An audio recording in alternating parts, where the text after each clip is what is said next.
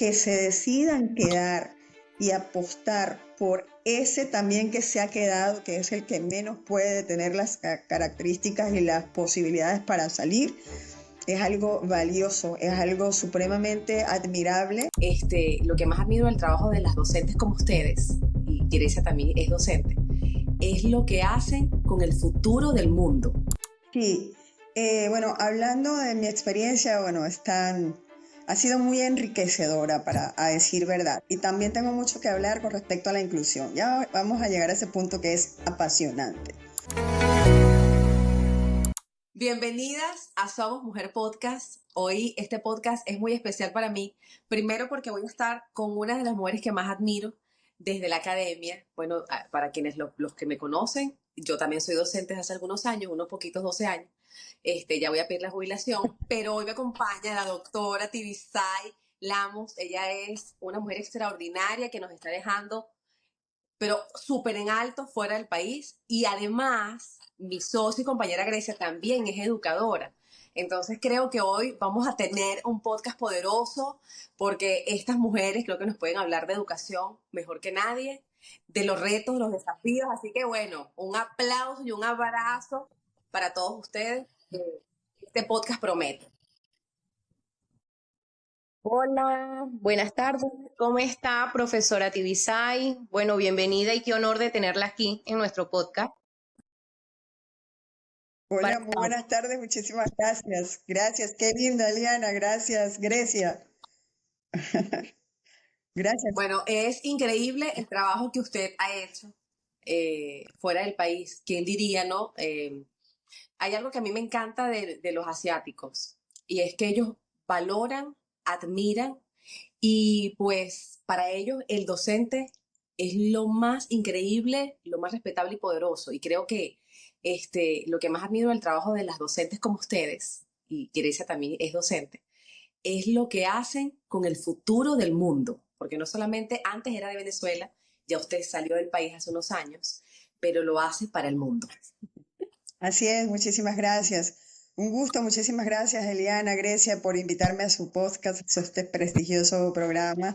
Bueno, yo muy contenta, un honor estar con ustedes compartiendo mi experiencia y la verdad es que sí, tal vez no tengamos esa conciencia que formamos y formamos para el mundo y formamos a todas las personas que constituyen la sociedad en diferentes ámbitos, porque somos los que formamos las diferentes profesiones. Tal vez habría que reflexionar un poquito acerca de esta relevancia que tiene la docencia desde el ejercicio profesional. Bueno, antiguamente el docente era el líder, era una voz supremamente respetada en contextos sociales. Yo puedo decir, por ejemplo, que las influencias que he tenido en el desempeño de mi trabajo, bueno, en primer lugar mis tías, mi madre, que aunque no, mis tías son docentes, fueron docentes, mi madre no lo fue, pero su quehacer con tercer grado, mi madre tenía una letra tan hermosa y su forma de hablar, ella leía mucho, le gustaba muchísimo la lectura.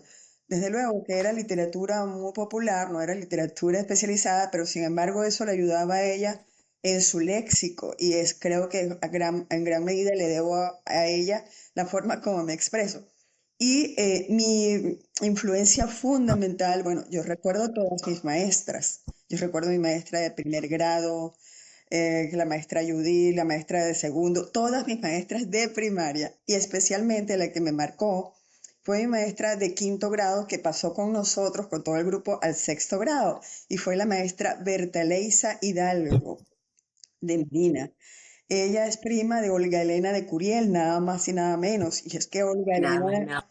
Olga Elena era la directora de ese plantel y bueno, decir Olga Elena, decir prácticamente en esos tiempos de su esplendor como una general, así la veíamos nosotros en la escuelita San Gabriel.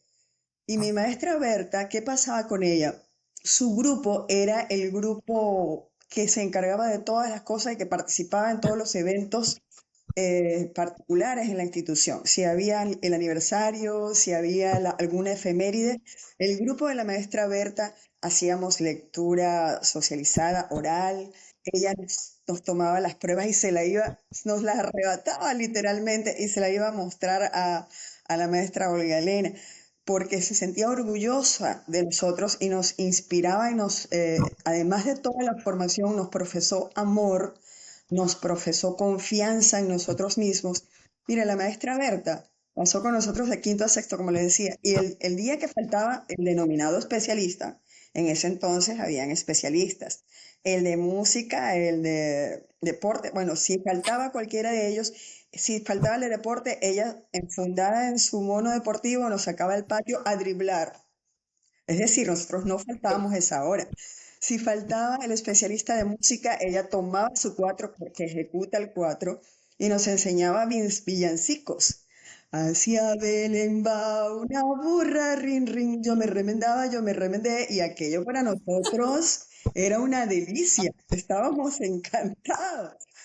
Y entonces, además de eso, nos llevaba a su casa. Yo conocí lo que eran, bueno, obras de arte en aquellas paredes inolvidables al lado del Hotel Miranda, Cumberland, hoy en día.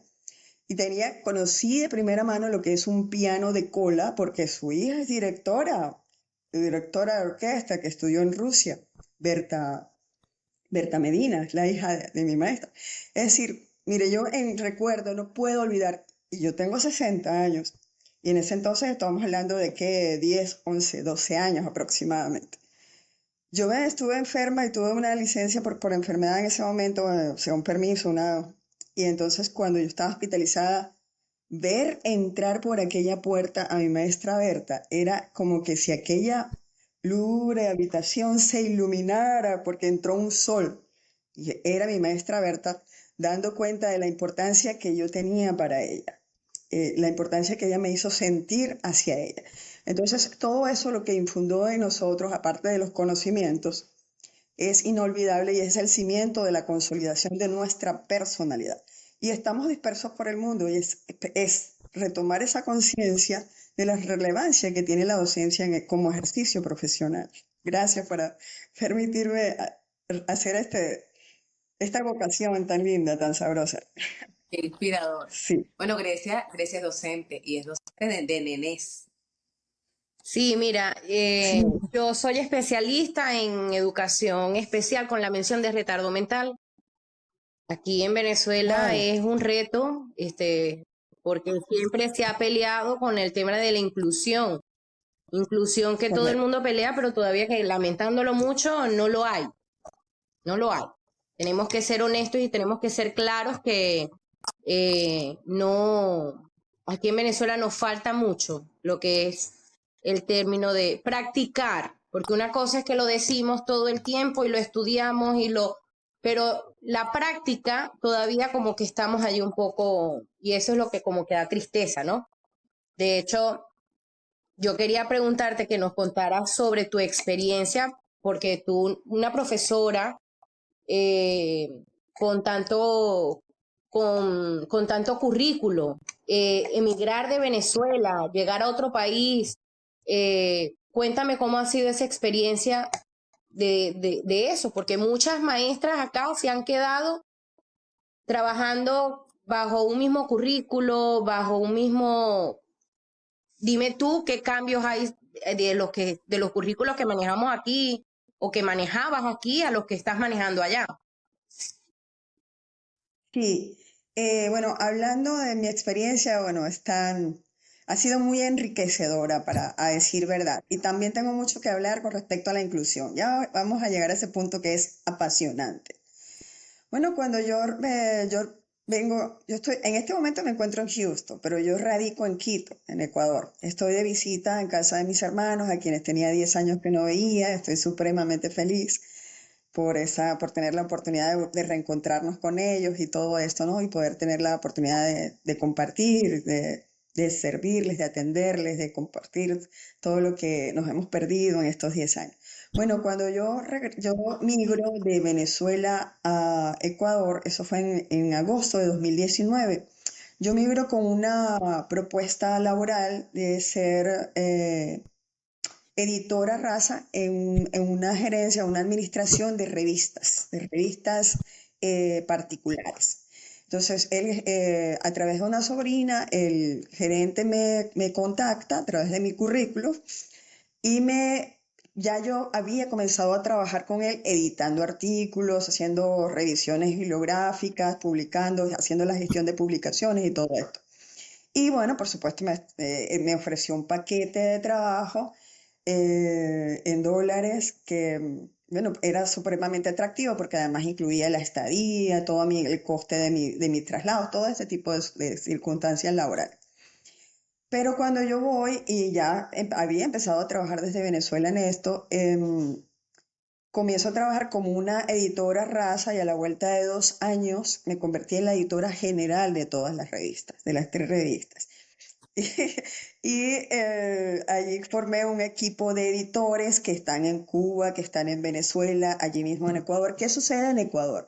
En Ecuador, el docente, especialmente el docente universitario, por ley está conminado a publicar, porque existen unos criterios de evaluación, estándares evaluativos que se debe cumplir con esos estándares según la CENESID, que es la instancia que se encarga de estos procedimientos administrativos académicos.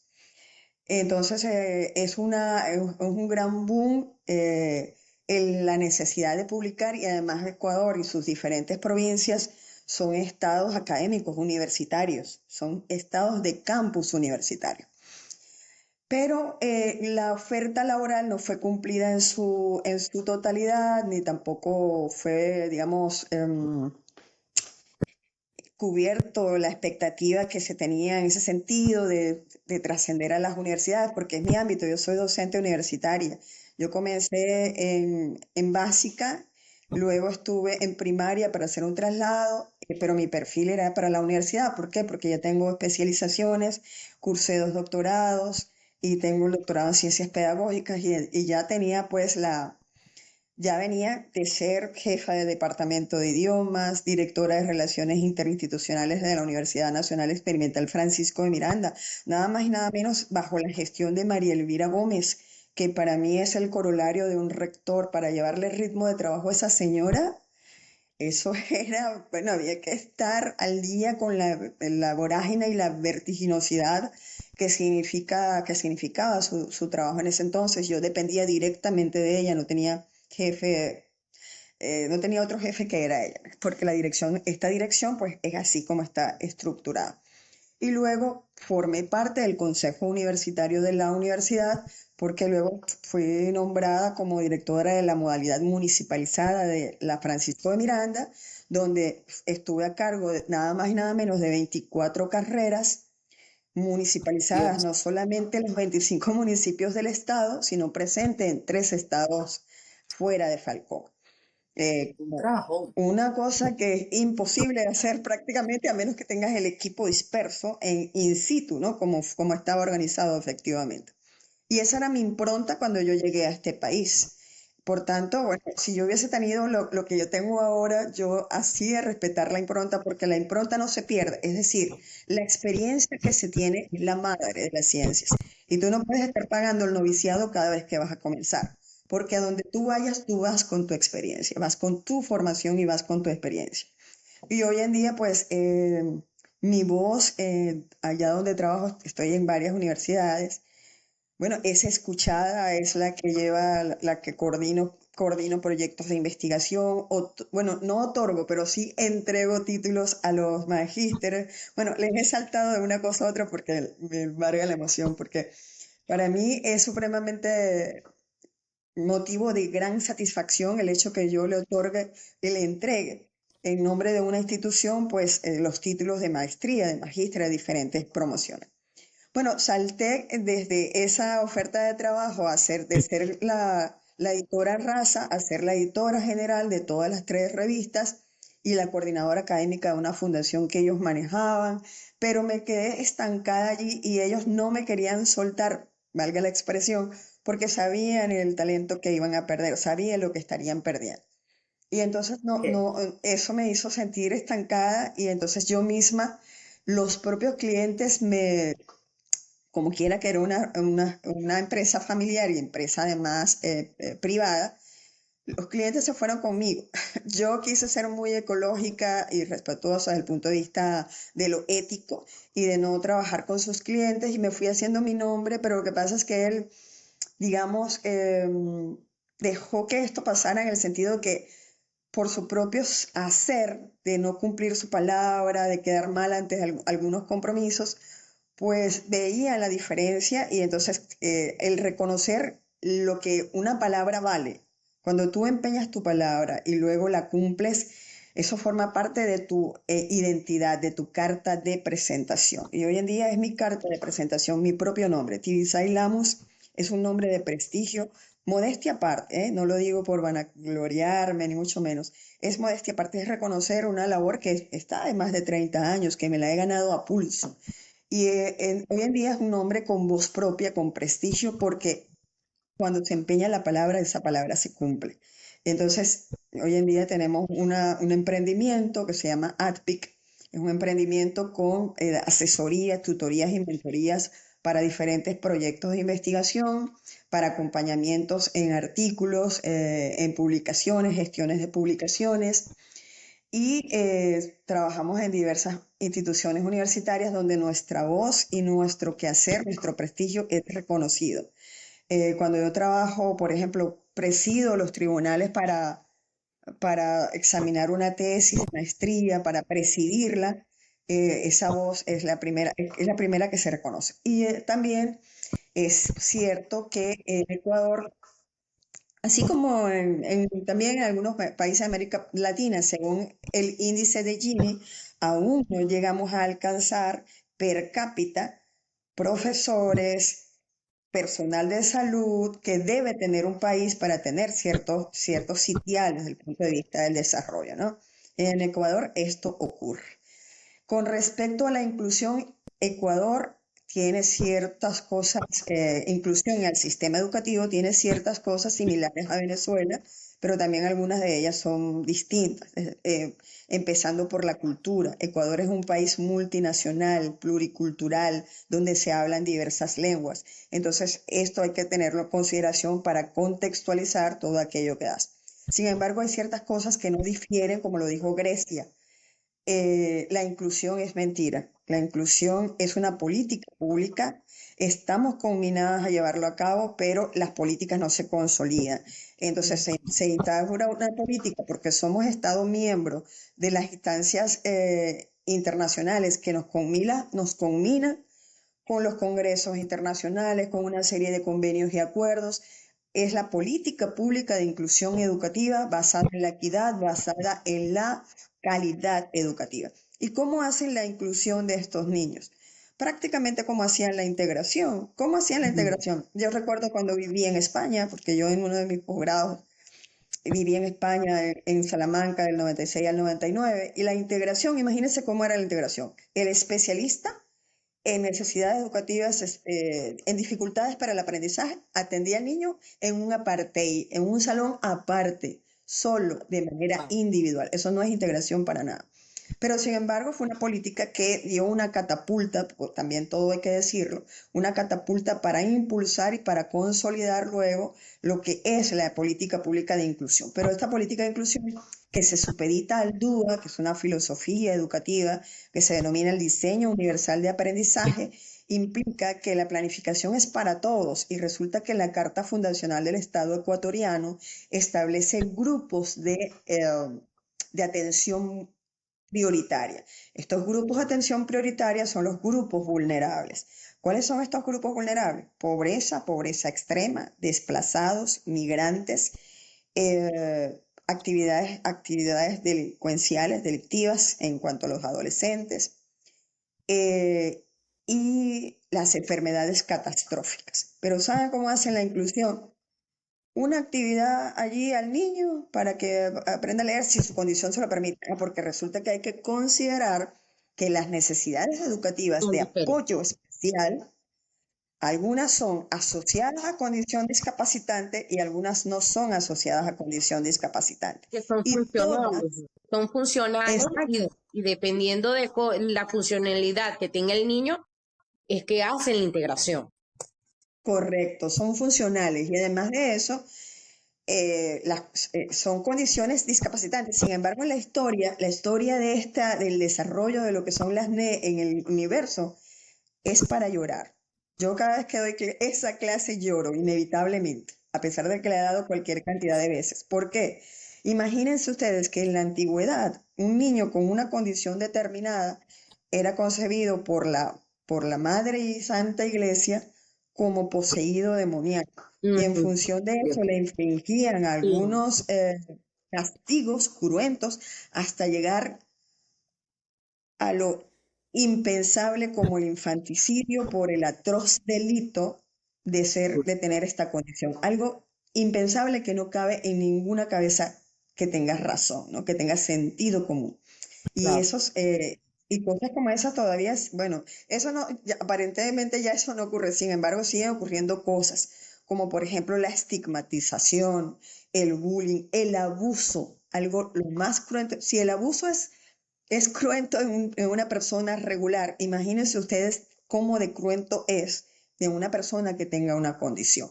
Y de Así paso, es. las políticas mismas propias en su discurso desvaloran al niño, a la persona con esta condición, y eso merma su autoconcepto y su propia autoestima, su autoimagen.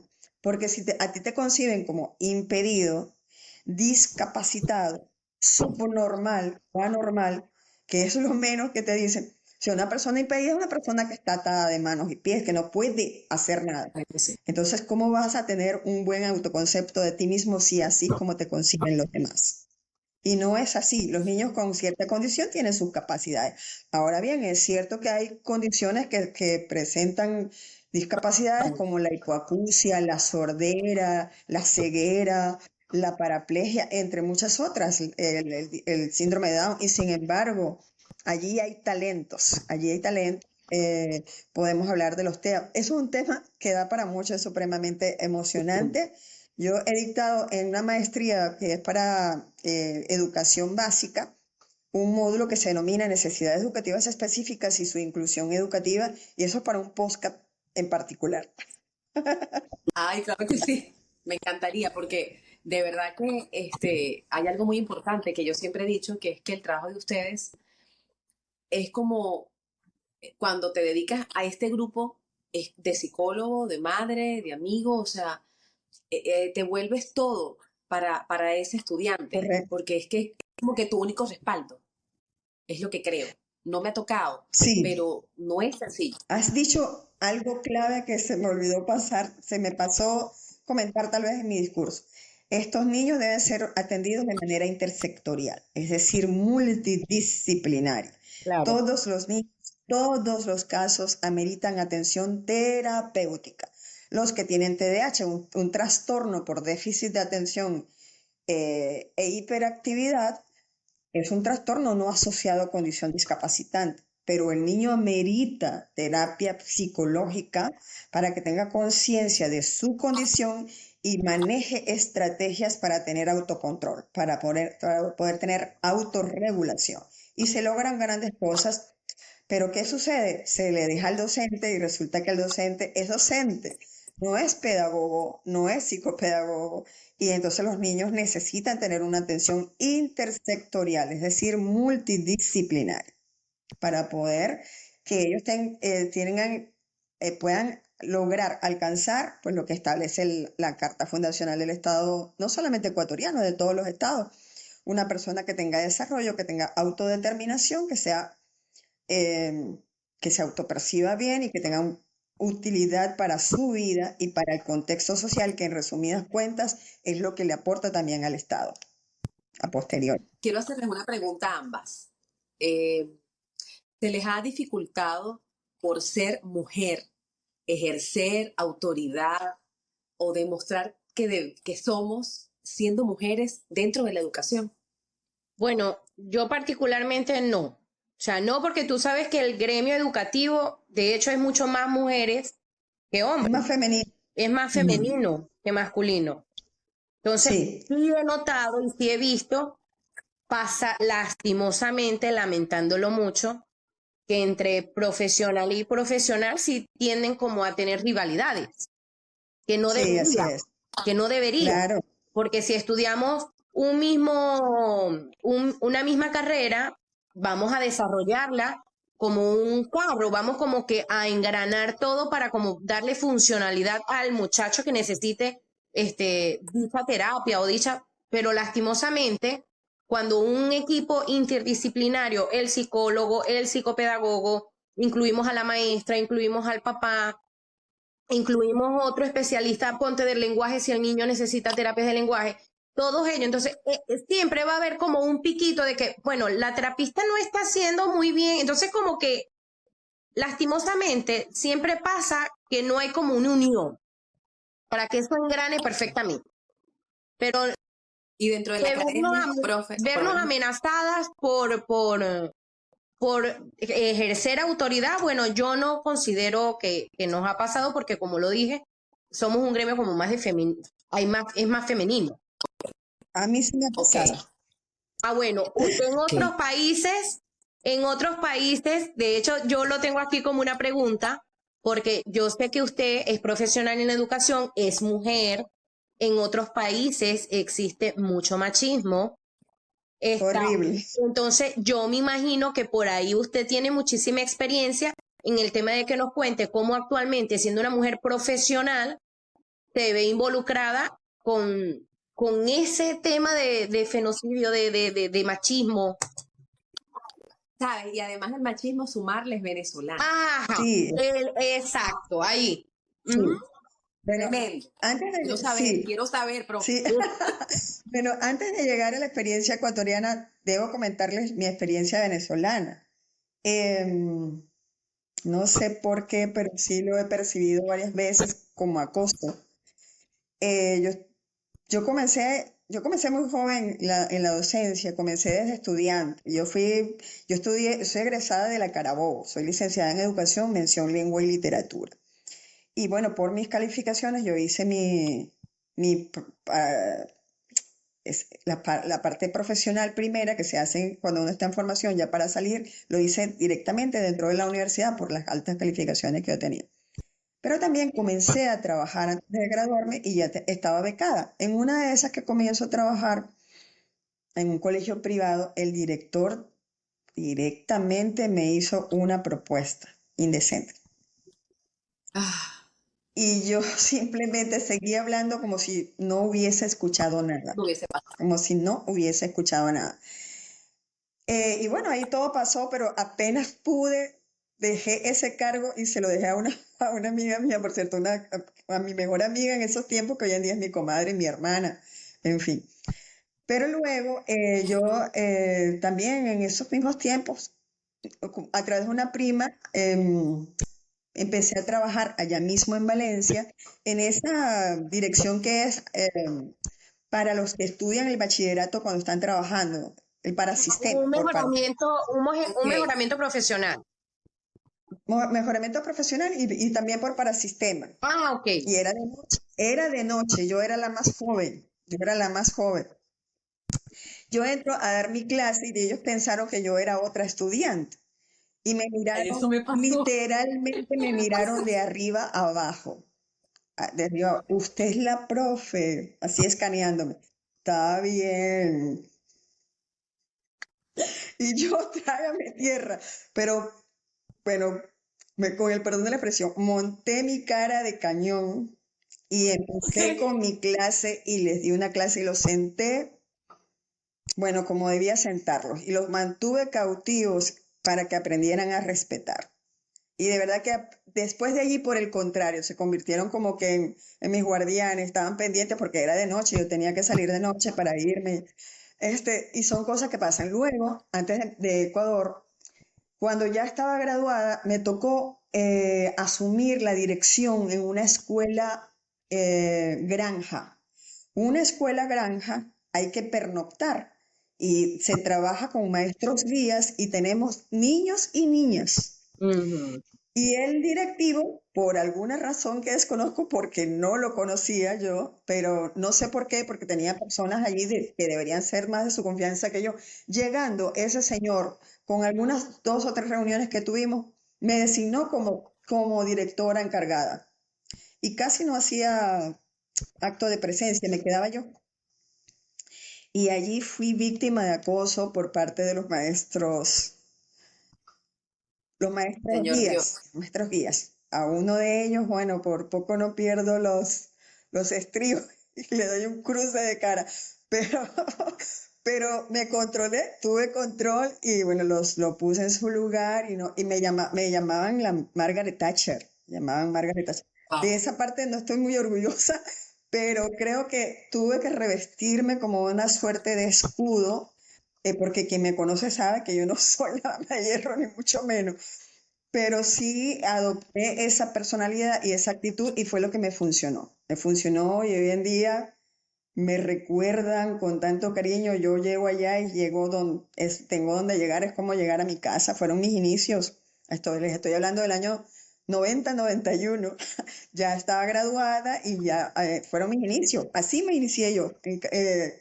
Iba- Di clase de lengua y de inglés, por cierto, y también asumí la dirección de ese plan. Bueno, cuando voy a Ecuador, lo que me había pasado allá se quedó en pañales con respecto a lo que me pasó en Ecuador. Dios mío, Creo que, tengo miedo. creo que estaba como que, ¿cómo les diría yo? Eh, Como que estaba como, con una herencia del hecho de ser venezolana y Ay, sí. la xenofobia. Llegaba tanto la cosa que en un momento dado hasta les dije, bueno, sí, hasta los venezolanos somos culpables hasta del calentamiento global. Les decía, porque todo lo que pasaba, lo malo eran los venezolanos, por una parte. Pero por otra parte, todas las personas allí, el gerente, un chico, un niño de 28 años, el padre del gerente, me acosaban, me acosaban.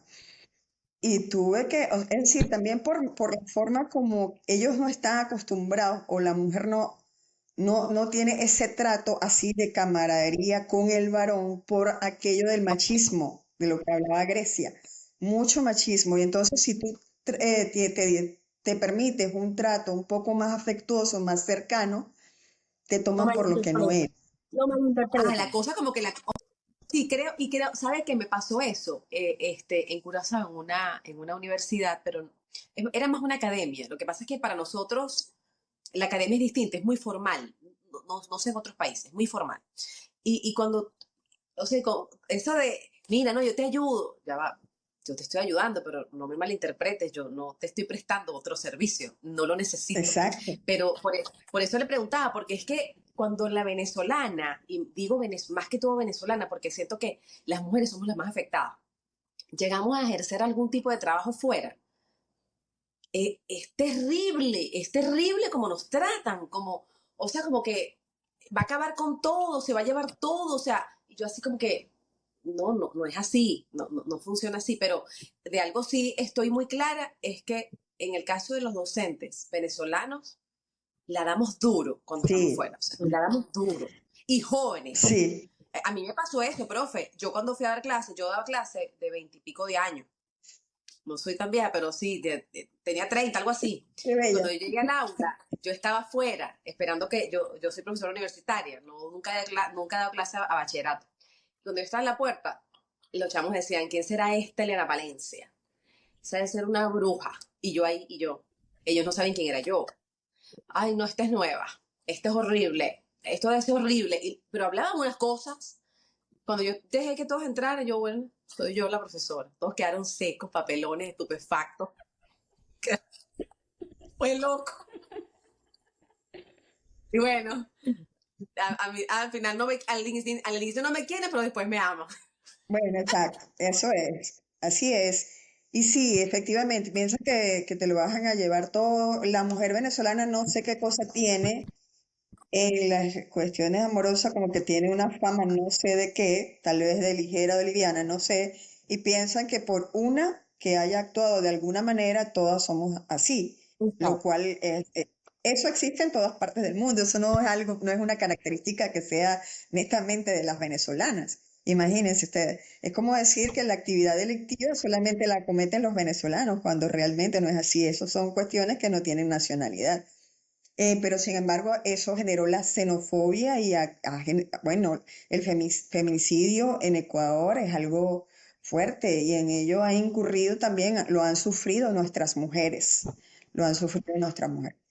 En México, bueno, ni siquiera Sí, quisiera los números decir. son altos. Aunque hay como que una discusión muy interesante sobre el feminicidio o el homicidio, o si es homicidio, pero lo que pasa es que es convertido en mujeres, pero cuando es por razones pasionales, bueno, se convierte en eso, o de género, ¿no? Y es algo interesante de discutir, pero es una realidad que no podemos ocultar y es cultural. El machismo en Latinoamérica y en ciertos países es más acentuado y es algo cultural, sí, y se ha sentido. ¿Cómo ve el Yo sí he futuro, profe? sentido el acoso y sí he sentido dificultades en ciertos contextos cuando me han tocado desempeños de liderazgo y de autoridad, sí. ¿Cómo ve el futuro de la educación como mujer y madre? ¿Cómo lo ve? Es un futuro desafiante, es un futuro que cada vez presenta mayores desafíos y sobre todo con perspectivas de género, con esta discusión del X, con esta discusión del otro, de la otra y el otro, por, por las cuestiones de género, transgénero e incluso el que no se define ni por la una ni por la otra. Por una parte, las cuestiones éticas. Y por otra parte, las cuestiones de la innovación y la tecnología también presenta una serie de desafíos que lo que ocurre es que el docente no ha de perder de vista nunca que al haber escogido esta profesión, es una profesión que da cuenta de un modo de vida. Y un modo de vida es estudiar constantemente, es decir, constantemente debemos estar a la vanguardia, debemos estar actualizados para poder estar al día y para poder tener el aprestamiento necesario que como docentes requerimos para poder modelar y para poder prodigar, porque el profesor, el maestro, profesa, prodiga. ¿Qué profesa y qué prodiga? En primera instancia debe prodigar amor. Es lo que aprendí de mi maestra Berta y es lo que aprendí de algunos grandes de Latinoamérica, como, mire, les puedo nombrar a Simón Rodríguez, les puedo nombrar a eh, el de Brasil, se me va el nombre en este momento, Paulo Freire, con la pedagogía. Hay una corriente, en la pedagogía hay una corriente que es la pedagogía crítica, que a su vez se ha suscitado varias subcorrientes, que es la pedagogía del amor y la pedagogía de la diferencia. Les invito a conocer lo que plantea al respecto Carlos Clear. Carlos Clear en la pedagogía de la diferencia dice que la educación es una mesa servida donde atendemos. Yo recuerdo el himno al maestro, el himno al maestro lo hice todo. Jubilosos entonemos nuestra fervida canción al maestro a que debemos especial veneración. En sus actos nos demuestra sin igual solicitud y nos guía por la senda de la ciencia y la virtud. Y Me encanta. luego dice algo así que, o mentor de, es algo Sí. inefable. ¿Y dónde ha quedado esa brújula? ¿Qué ha pasado con eso, con la formación? ¿Qué es lo que ocurre? ¿Por qué perdemos esa perspectiva? No la debemos perder, pero desde nosotros mismos dándonos nuestro lugar, ¿ya? Para que recobremos esa prestancia que tiene la docencia como una persona de autoridad, como una persona de respeto, de admiración, como un líder, como una persona que orienta. Entonces los desafíos hoy en día con los procesos de innovación, actualización, con la IA cada día más cobrando mayor relevancia y con estas cuestiones de género y diferentes perspectivas en lo social, sobre todo para acometer el gran reto que tienen los Estados miembros de la ONU, de la OEA, de la UNICEF para luchar por los derechos de los niños y los individuos. Es la equidad, es disminuir las brechas, pero cada día estas brechas se pierden de vista. Los grupos de atención prioritaria, los grupos que son de vulnerabilidad porque están fuera del sistema, porque son de pobreza, pobreza extrema, porque tienen enfermedades catastróficas, porque son hijos de migrantes, la diáspora. Todavía, cada día más, con todo y todas las circunstancias y los problemas y los límites que ponen administraciones como la de Trump, por ejemplo, sigue la gente acometiendo la aventura de la diáspora, la aventura de lo que es la migración, buscando las mejoras, buscando la calidad de vida que se ha perdido y que ha mermado significativamente en nuestros países latinoamericanos. Es No, un reto, Yo es un creo que desafío constante. sí, profe, ¿Perdón? bueno, yo no sé, Eliana, tú me dices si ya estamos por culminar. Eh, sí, ya nos quedan como 8 minutos, profe, pero muy valioso. Ustedes son el tesoro del profe, de Muchas verdad que me gracias. gustaría, profe, de verdad que me gustaría que que dejara un consejo a esas profesoras, a esas mujeres que todavía están ejerciendo la labor como docentes en esas aulas y hasta que están fuera de aulas también, las no convencionales. Entonces, denle un consejo a esas mujeres que todavía apuestan por este país, apuestan por la educación de estos chamos y bueno, lo dejo aquí ahí en el tapete que usted nos ¿Cómo dé ese no? consejo como para nosotros, para alientar a esas mujeres que todavía están allí echándole un camión de voluntad. Sí, gracias Grecia, no sabes lo que te agradezco que me hagas esa solicitud porque para mí es un gusto, un placer enorme porque en primer lugar ante esas mujeres yo me quito el sombrero. Me quito el sombrero por la valentía de tomar la decisión de permanecer en su país a pesar de las circunstancias, a pesar de todo, permanecer en su núcleo familiar, no desarrollar o llevar a cabo una acción que quiera que no, a la larga puede afectar la unión familiar, ¿no? Y es algo fundamental. Son mujeres aguerridas, son mujeres que apuestan por el país, que apuestan por el desarrollo, que creen más allá de un color político, de un tinte social, pues, o específico, es una persona que ha decidido votar por sí misma, creer en sí misma y en lo que puede dar a los demás. Es una mujer que cada día entonces pueda tener esa fe. Y yo le digo a esa mujer docente que se decidió valientemente quedarse en el país y apostar por la educación. Venezuela en el mundo entero y en América Latina hoy en día ha dado de sí los mejores profesionales de América. Tan es así que les invito a revisar que todo el que ha migrado y ha hecho los requerimientos jurídicos que debe hacer y políticos en cada país donde está en un excelente sitial. Yo les puedo referir ejemplos en Chile, en Bolivia, en Perú, acá donde yo estoy, bueno, allá en Ecuador, porque en este momento estoy en Estados Unidos inclusive. Acá me he encontrado con unos amigos que me han estado un poco enamorando, pero haz esto, que lo puedes hacer, a ti te lo van a dar, pero bueno, me han hecho varias propuestas muy interesantes y estamos en eso pensando. Pero esa mujer esa mujer docente, esa persona, ese hombre también que se quedó, que apuesta por su país, apuesta por la identidad en primera instancia, apuesta por la unión familiar y apuesta por lo que puede dar de sí y reconocer que Venezuela es un país cuyo sistema educativo, claro que en este momento pudiéramos dar una discusión muy interesante de lo que está ocurriendo ahora, ¿no? Más allá de lo paupérrimo de los salarios, más allá de lo paupérrimo que está pues, el poder adquisitivo del venezolano, que ya eso no tendríamos que discutir mucho ni analizar mucho para saber lo que está ocurriendo.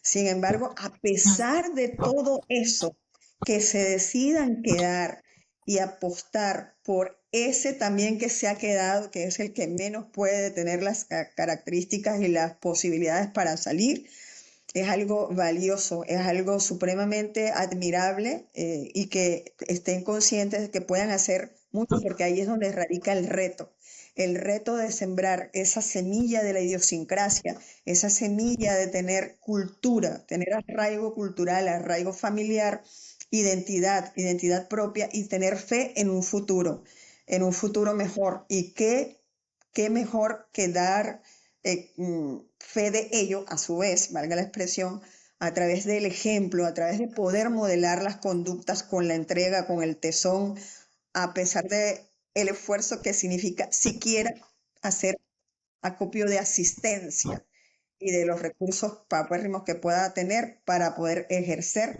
el ejercicio profesional que prácticamente hoy en día en Venezuela es un sacerdocio, como la docencia. Así que Gracias, ánimo, seguir Muchísimas adelante. gracias. Gracias, gracias. Muy buen consejo. Muchas Yo gracias. sé que muchas de las maestras, sé que muchas mujeres son maestras las que nos escuchan y yo sé que van a agradecer ese consejo y lo van a atesorar. Sí, y que Además que vale mucho. síganse formando. Yo trabajé en mejoramiento profesional para el magisterio. Allí hay mucho talento y la persona que se forma en sus maestrías, que luego también los doctorados es bastante un reto mayor, pero sin embargo no es imposible. No es imposible. Tengo una hermana que ya pronto va a terminar a su doctorado, Raquel, a quien para mí es una de las personas que me inspira su sentido de superación, sus ganas de mejorarse y superarse a sí misma. Entonces pienso que allí están los retos y los desafíos que son diarios y el llamado es a no perder ese ánimo y esa actitud, esa capacidad de superarnos a nosotros mismos en el día a día. Así es, muchísimas gracias, profe.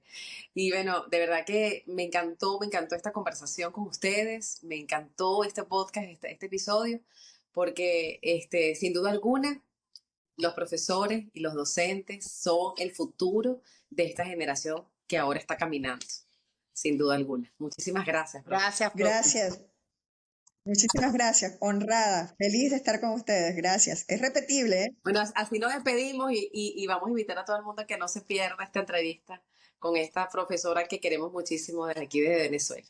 Gracias, el cariño es mutuo.